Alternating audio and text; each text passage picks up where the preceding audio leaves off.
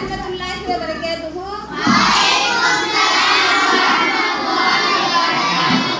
அல்ஹம்துலில்லாஹ் ஸலாத்து வஸ்ஸலாமு அலா ரசூலில்லாஹ் வ அலா ஆலிஹி வ ஸஹ்பிஹி அஜ்மஈன். அம்மா பஅத்.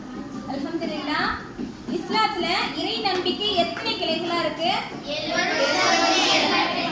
70க்கும் மேற்பட்ட கிளைகள் இருக்கு. அதுல ஒண்ணுதான் என்னது? சதகத்துல் ஜாரியா. சதகத்துல் ஜாரியானா என்ன? நிலையான தர்மம். இந்த நிலையான தர்மத்தை பத்தி தான் இப்ப நம்ம லேசா பார்க்கலாம். இந்த தர்மம் இருக்குல்ல, அது வந்து ரெண்டு வகையா பிரியுது.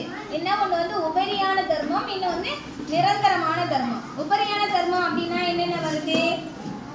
ஒருத்தவங்களுக்கு தண்ணி கொடுக்கறது, ஒருத்தவங்க பசிச்சுட்டு இருக்காங்க அவங்களுக்கு சாப்பாடு கொடுக்கறது, அப்புறம் வழிபோக்கர்களுக்கு உதவுது. ஒருத்தவங்களுக்கு வழி தெரியாம நின்றுட்டு இருக்காங்கன்னு வச்சுக்கோங்களேன். இப்போ வீடு தெரியல, எனக்கு இந்த எஸ்எல் நகரில் வீடு தெரியல, எனக்கு காட்டி விடுப்பா அப்படின்னும் போது வீடு கொண்டு போய் காட்டி விடுறோம் இல்லையா? அதுவும் என்னது? தர்மத்துல தான் சேருது. சரியா? முள்ளு கல் எடுத்து போடுறது, இந்த மாதிரி சின்ன சின்ன விஷயங்கள்னா என்னது? உபரியான தர்மத்துல சேருது. அபூதர் ரலியல்லாஹு அன்ஹு அறிவிக்கிறாங்க, இது திருமதியில வரக்கூடிய செய்தியே. என்னென்னலாம் இருக்கு அப்படின்னா, உங்கள் சகோதரனை பார்த்து நீங்க புன்னகைக்கிறது. நம்மளுடைய அக்காவே தங்கச்சியோ பக்கத்துல மனிதர்கள் எல்லாரையுமே பார்த்து லைட்டா நம்ம புன்னகைக்கிறோம் இல்லையா? பார்க்காம போகும்போது சிரிக்கிறோம் இல்லையா? அது கூட என்னவா இருக்கு? தர்மமா இருக்குது. அடுத்து என்ன பண்றாங்க?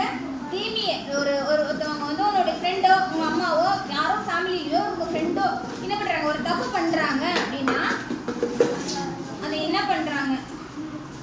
அந்த தீமையை தடுத்துட்டு நல்லது ஏவி தீமையை தடுத்தோம் அப்படின்னா அது என்னவா இருக்கு? தர்மமா இருக்கு. சரியா? அடுத்தது என்ன இருக்கு அப்படின்னா, வழிபோக்கர்களுக்கு உதவுறது. அப்புறம் வந்து கல்லு முள்ளு எலும்பு இந்த மாதிரிலாம் கிடக்கு இல்லையா? அதெல்லாம் எடுத்து ஓரமா போட்டாலும் நமக்கு அது தர்மமா இருக்கு. சரியா? இந்த மாதிரி